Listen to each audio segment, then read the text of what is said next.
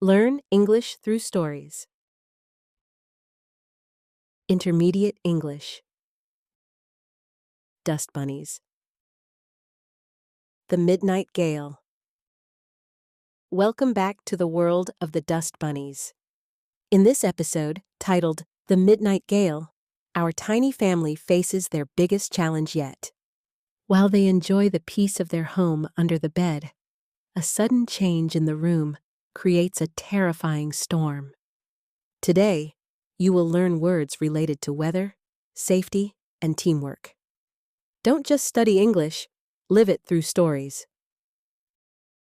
A peaceful evening. The evening began quietly under the wooden bed frame. The Dust Bunny family sat near their favorite possession, the emerald green marble they had discovered recently. It sat firmly anchored by purple threads that Fuzzle had woven. The air was still, and the family felt very lucky to have such a cozy, hidden home away from the giant humans. The giant returns. Suddenly, the floor began to vibrate. Heavy footsteps echoed from above, sounding like distant thunder.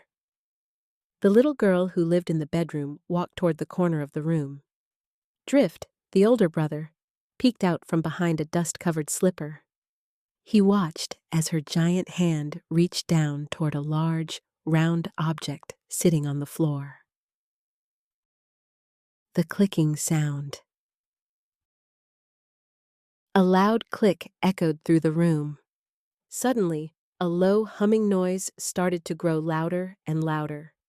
It was the floor fan, a machine the dust bunnies called the wind maker.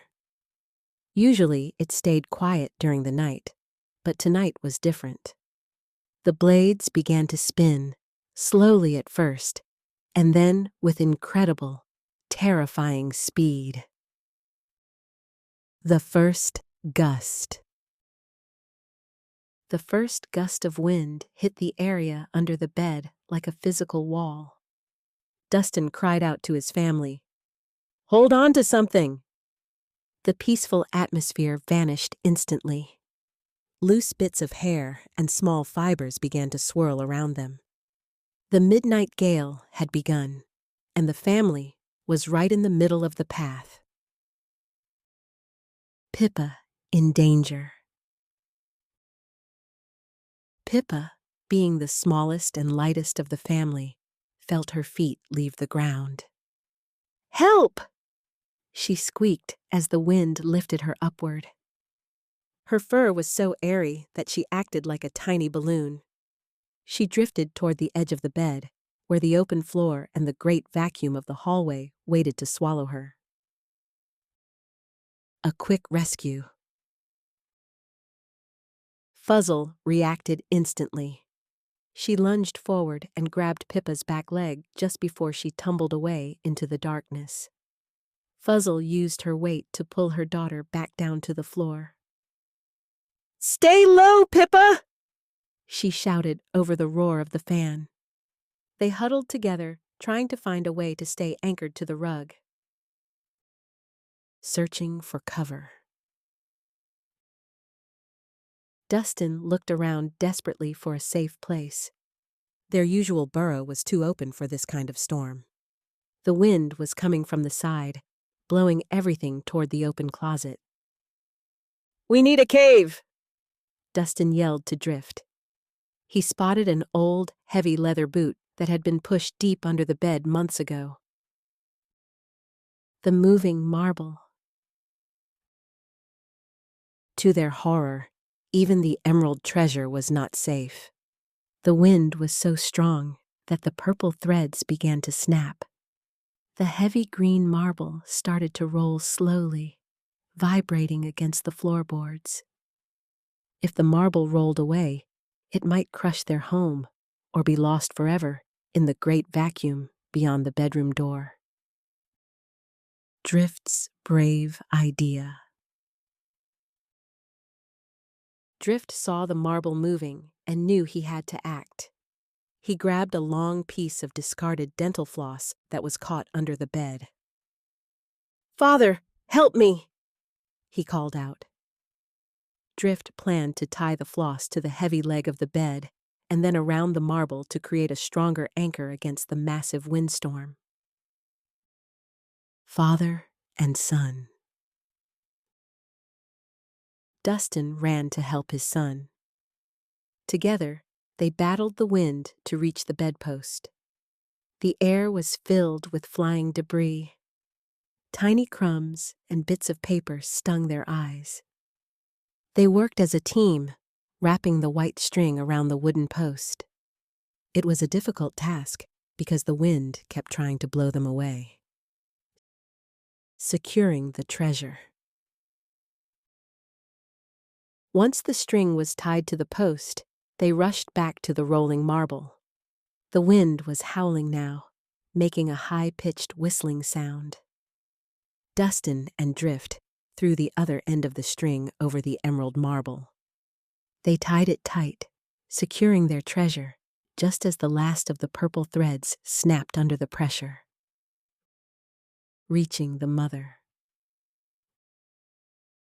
With the marble safe, Dustin turned his attention back to Fuzzle and Pippa. They were still huddled near the rug, but the wind was growing even more violent. "The boot!" Dustin signaled.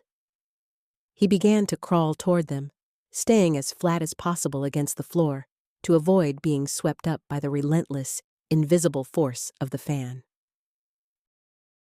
A dangerous path. The path to the leather boot was dangerous. The family had to cross a patch of bare wooden floor where there was nothing to hold on to. Drift stayed close to his father, mirroring his movements. They moved like mountain climbers, careful and slow, making sure every step was firm before moving the next paw into the gale. Joining the family. Finally, the 4 dust bunnies were back together. Fuzzle looked relieved to see Dustin and Drift. However, there was no time for a happy reunion. A massive gust of wind sent a heavy sock flying through the air, nearly hitting them. "Go, go!" Fuzzle urged, pushing the children toward the dark opening of the old leather boot. The great obstacle. Just as they reached the boot, a large piece of plastic wrap blew across their path. It was sticky and heavy. It landed right in front of the boot's entrance, blocking their way inside.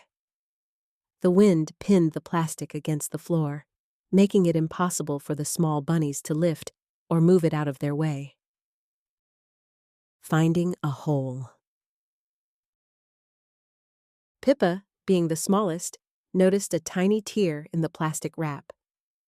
"Look, we can squeeze through here," she squeaked. She showed her family the small opening. One by one, they would have to push themselves through the narrow gap to reach the safety of the boot. It was a tight fit, but they had no other choice. Pippa goes first. Pippa went through the hole first. She wiggled her soft body, turning herself into a thin shape to slide through. On the other side, she found herself in the shadow of the boot's tongue. It was much calmer there. "Come on!" she called out to her brother.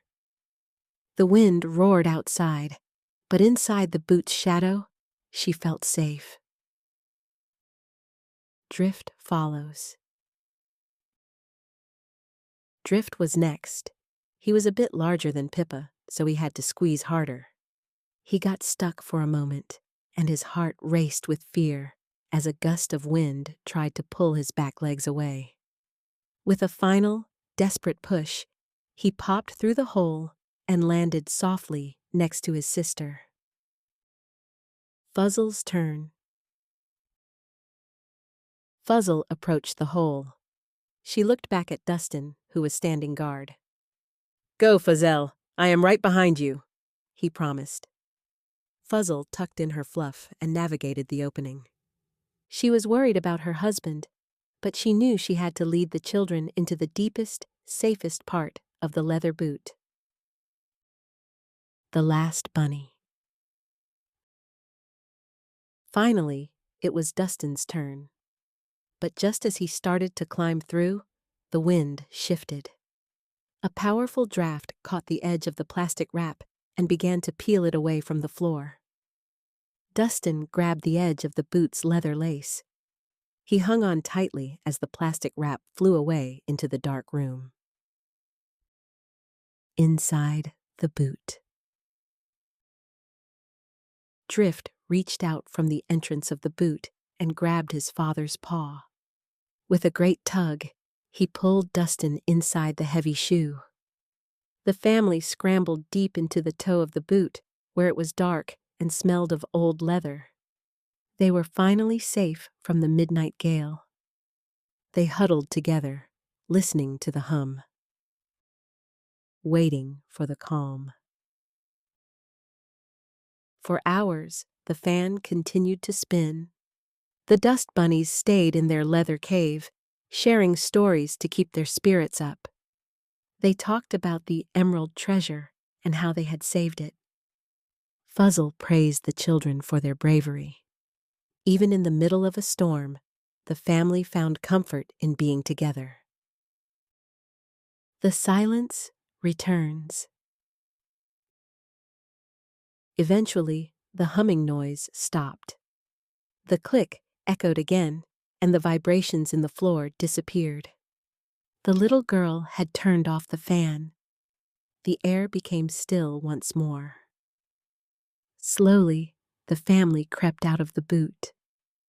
Their home was a mess of scattered fibers, but they were alive and well. A stronger family. The midnight gale was over. The emerald marble was still safe, held fast by Drift's white string. The family began the long task of cleaning their home, but they did it with smiles. They had survived a great storm by working together. What about you? Have you ever gone through a hard situation with your family or friends? How did working together help? Think about one moment when cooperation made things easier or brought you closer. If you like, share your thoughts in the comments. Writing or speaking about your experience helps you practice English and reflect more deeply. Thanks for watching. Don't forget to like, comment, subscribe, and share for more fun English lessons.